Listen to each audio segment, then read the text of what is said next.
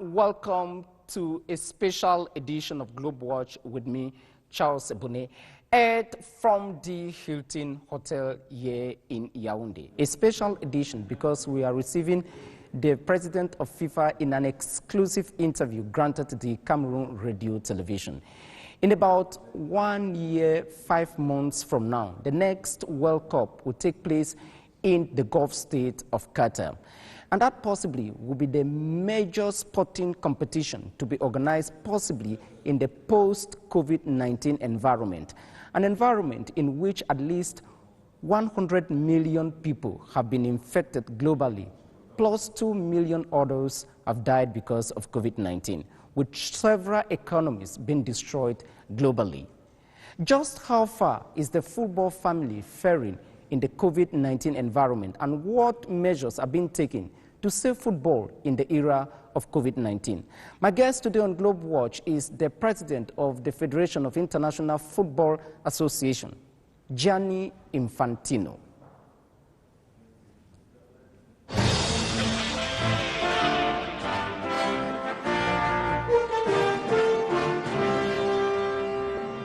Gianni Infantino, welcome to CRTV, and thank you very much for giving us this exclusive interview. Thank you very much. Hello, everybody, and it's, of course, a great pleasure to be here with you today. FIFA is about 211 countries and territories. It is simply called the United Nations of United Nations. About 250 million people play football. Out of that, there are roughly 65,000 professional footballers in the world.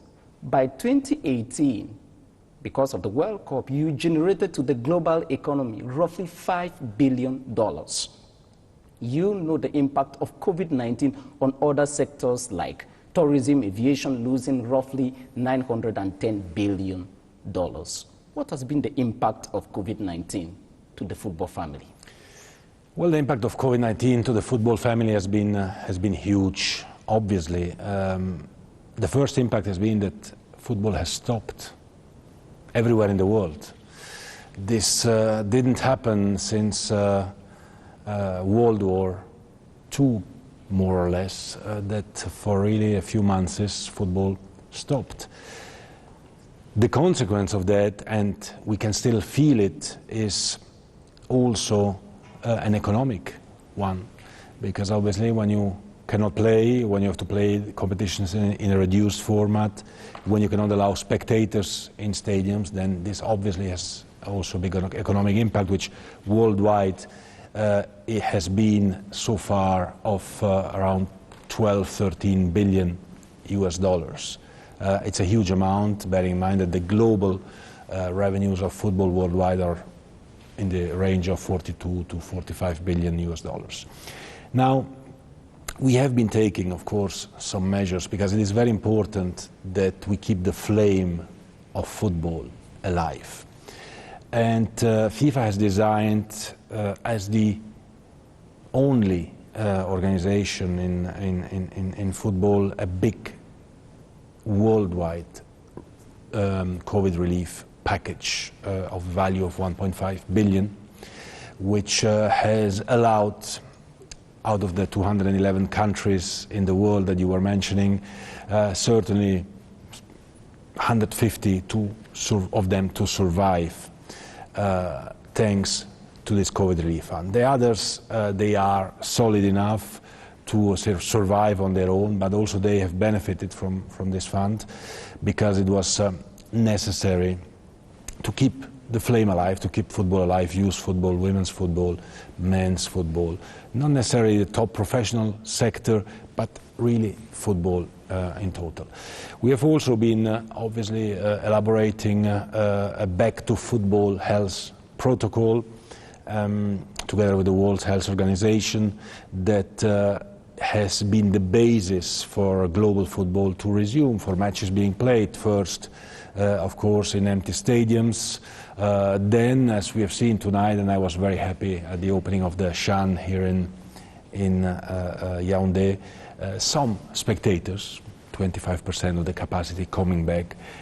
It's not yet, of course, where we were, but it's a little step, and it shows that maybe we come back a little bit to normal. So, in summary, I think COVID-19 has hit football deep in its heart, but we've taken measures. We've taken measures in terms of financial help and in terms of protocols to come back to football safely. We have to bear in mind that health is the most important value that we have, and we need to protect health, but we need to give hope to people as well. You just talked about giving hope to people because of the calamities and the cataclysmic impact of COVID-19 on several other sectors of human activity. You arrived FIFA with an agenda to reform, to develop football to all the sectors of the world, because this is one of the largest part of the entertainment industry. Amidst these challenges of COVID, for example, what concretely have you done to advance this agenda for a better world, like the logo of FIFA goes? Yes, well, you know, we want to make football truly global, right? Football is already global, but if you look at the surface of it, you can see that if you scratch the surface a little bit, you can see that the top is concentrated very much in a few clubs, in a few countries. And we need to make it global. This means we need to look at how can we increase participation, how can we increase competitivity, competitions, and we've done so by, for example, multiplying by 5 the development funds. When it comes to Africa, before I was elected president of FIFA, Africa was receiving around 27 million per year from FIFA. Now it's over 100 million.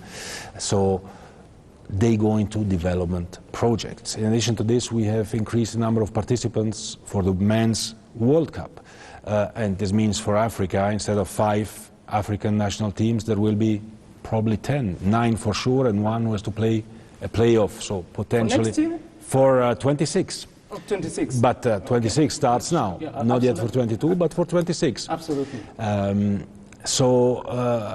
We need to start planning. We need to start planning and developing to make sure that when African teams go to the World Cup, they will play a protagonist role. So we need the lead time, we need the preparation time.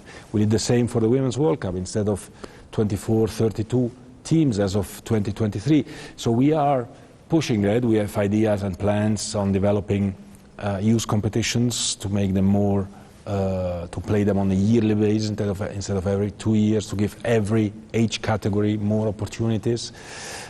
We have decided as well to create a new Club World Cup, a new expanded Club World Cup with more participants. So also there, instead of 1 African team, 3 African teams. Because of COVID, we had to postpone the first edition of that, which should have taken place this year. So we have several measures which include financial and competition investments, and I'm confident this will greatly help in bringing the globality of football together.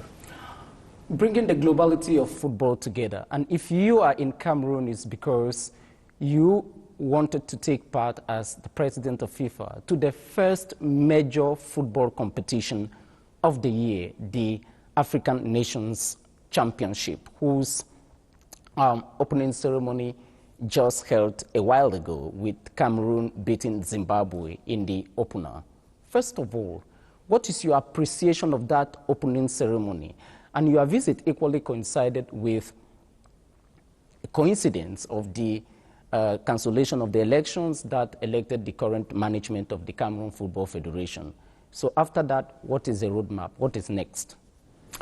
Well, when it comes to the Shan and the opening ceremony, it was really, really a beautiful ceremony. It was heartwarming to see the celebration of Africa, but also a celebration of football. It was for many, many months the first time I attended again a game, also with spectators in the stadium, so a nice atmosphere. Congratulations to Cameroon for their victory. Zimbabwe played, though, well as well. But it's a symbol that the first competition of the year, of a year which we hope will be bringing us back to normal as well as football is concerned is taking place here in Cameroon. That's why I wanted to be here and I came specifically for that. I'm very happy to have been witnessing this event here today. When it comes to the second question you asked about the Cameroon Football Association, indeed yesterday the CAS, the Court of Arbitration for Sport, took a decision cancelling the elections. At the same time, though, saying that the current management, the current leadership of the federation stands on to make the necessary amendments to the rules and to organize new elections. So I think that an important country like Cameroon should be an example, not only to the region, not only to Africa, but to the world as well. Because when it comes to football, Cameroon is a world power. And it's important now that everyone stays calm in this respect, that we give the time to the federation to make the necessary amendments. FIFA will, of course, be involved and following this process from very, very close, organize new elections, and then with the new governance structure run the Football Federation of Cameroon. Mr. President, before I ask you the last question in French, I would like you to say something about women football, because this is something that is increasing the world over. What emphasis are you putting in to put female football to the same threshold as the men's part of it? Yes, well, I think that... You're not asking this question for gender reasons. No, definitely, and you're absolutely right. It's important to push the development of women's football, which has become already an important reality around the world. The last World Cup in France was watched worldwide by over 1 billion people. Cameroon was playing as well, and 2019 in France. 2019 in France, sure. And the final of the World Cup was watched by over 260 million spectators. We had full stadiums, and when you see the quality on the pitch, you can see that it is a real sport. I know that some people are still hesitant about women's football, but I'm telling them, watch a game and see that these ladies, these girls, well, they have actually top skills from a technical, tactical and physical point of view. And for this reason we are pushing very much. We are investing over $1 billion in development of women's football in the next 4 years. We increase the participation in the Women's World Cup as of the next edition. It was 24 teams, it will be 32 teams in Australia and New Zealand in 2023. So we believe very much in women's football. And there is one additional element which should make the whole world develop women's football, which is that in addition to the fact that women are 50% of our population, and the most important 50%, we shouldn't forget that, but in addition to that, is actually women's football developed much later than men's football around the world, which means that there is possibilities to play at the top with relatively small and fast investment. Vous êtes au Cameroun dans le cadre du championnat d'Afrique des Nations, qui est d'ailleurs la première compétition la plus grande dans le monde du football pour l'année.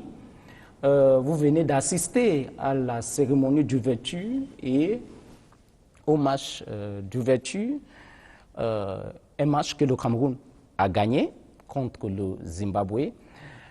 Quelle est votre appréciation de ce que vous avez vu à la cérémonie d'ouverture en matière d'organisation, et votre visite a coïncidé avec l'annulation du processus électoral qui a conduit à l'élection de l'équipe dirigeante actuelle de la Fédération camerounaise de football?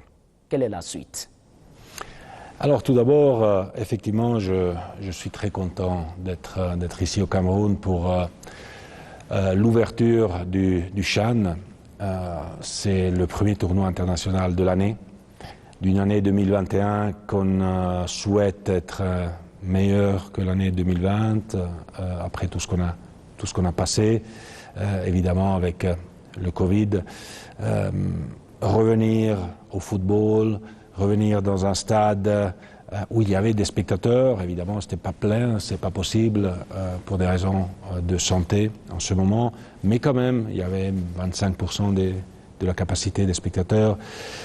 Visiter une cérémonie d'ouverture qui était très très belle, chaleureuse, qui a montré toutes les beautés de l'Afrique et nous fait voir et espérer qu'on puisse revenir vraiment à la normalité grâce au football. N'oublions pas que le football, c'est beaucoup plus qu'un jeu, c'est de l'espoir, c'est du sourire, c'est des valeurs, et c'est important de garder la flamme du football toujours allumée, et c'est ce qui s'est passé ici au Cameroun. C'est pour ça que je voulais être là, c'est tout un symbole d'être ici au début de l'année et pouvoir être témoin du premier match international de l'année dans un pays qui a écrit l'histoire du football, certaines des plus belles pages de l'histoire du football mondial. Donc je suis fier et content d'avoir pu partager ce moment avec tout le peuple du Cameroun. Concernant la deuxième question que vous avez posée sur la Fédération camerounaise de football, c'est vrai que hier, coïncidence, comme vous l'avez dit, le TAS, le tribunal arbitral du sport, a pris une décision annulant les élections de la fédération actuellement en place. En même temps, le TAS a décidé aussi que l'équipe dirigeante en place actuellement, pour une question de continuité de service, devait procéder à faire les amendements réglementaires nécessaires et statutaires et après procéder à l'organisation d'une nouvelle élection. C'est ce qui va se passer. Je pense qu'il ne faut pas être nerveux à ce sujet. Au contraire, il faut être serein. Il y a une décision d'un tribunal, du tribunal arbitral du sport. Il faut respecter la décision, il faut la mettre en place. C'est l'équipe dirigeante actuelle qui va mettre en place cette décision. Évidemment, avec le soutien et le support de la FIFA qui va vérifier que tout se passe correctement. Parce que n'oublions pas que le Cameroun, c'est un pays important dans le monde du football. Que quand il y a quelque chose qui... Le pays de Samuel Eto'o, c'est Albert Roger Mila.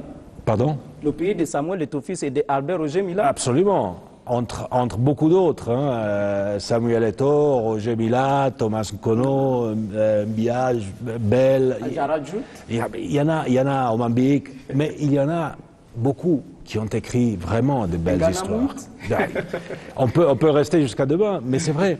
C'est pour ça, quand il y a quelque chose qui se passe au Cameroun, et dans le football camerounais, le monde regarde. Pas seulement la FIFA, mais le monde. Et c'est pour ça qu'on doit prouver au monde qu'on peut gérer un processus de transition au sein de la Fédération camerounaise de football, avec l'équipe actuelle, avec la FIFA, avec tous les acteurs du football à qui je demande d'être unis derrière le ballon de football pour le Cameroun. Il ne s'agit pas ici de faire des luttes de quartier ou de personnes, il s'agit d'unir toutes les forces et d'aller de l'avant pour le football camerounais qui doit jouer vraiment un rôle important au niveau mondial. Il y a une décision, il faut la respecter, il faut la mettre en place, il faut le faire dans la tranquillité, dans la sérénité, et on est là pour ça. Mr. President, thank you very much, but I would like you to leave in a positive note. You gave President Biya a nine-shirted outfit, and you said that this is not Messi, this is where transfer. If we had to transfer President Biya to Chelsea or from... how much is it going to cost to FIFA or the transfer season? I told him that his transfer will probably bankrupt FIFA. So. Top scorer, President Biya. No, we had a very good meeting with President Biya, and he is now part officially of the FIFA team. Absolutely. The president of the Federation of International Football Association, Gianni Infantino, thank you very much and Happy New Year. Under normal circumstances, we were supposed to shake hands, but the COVID restrictions can only make us to behave like the Japanese. Thank you very much indeed for accepting our invitation, and we wish you a safe trip back to your headquarters in Switzerland. Thank you very much. Muchas gracias. Thank you very much. Happy New Year to you too. Joyeuse année à tout le Cameroun. Merci. You're welcome. De nada. Assalamu alaikum. Shukran.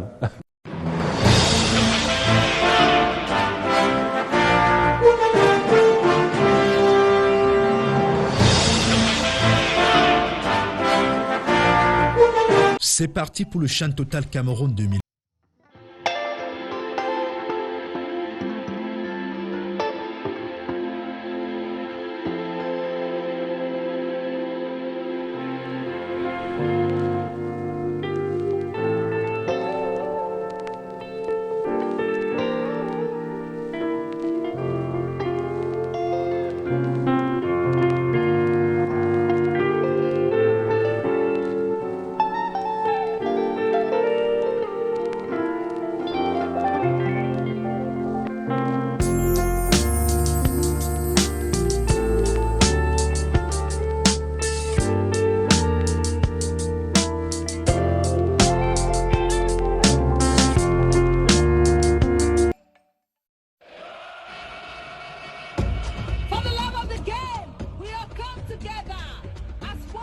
À partir du 16 janvier. À partir du 16 janvier. À partir du 16 janvier. À partir du 16 janvier, vivez le Chan sur la CRTV et prenez part au rêve des lions. À partir du 16 janvier 2021, suivez le Chan sur la CRTV. Vivez le Chan sur la CRTV et prenez part au rêve. Et prenez part au rêve des lions. Et prenez part au rêve des lions.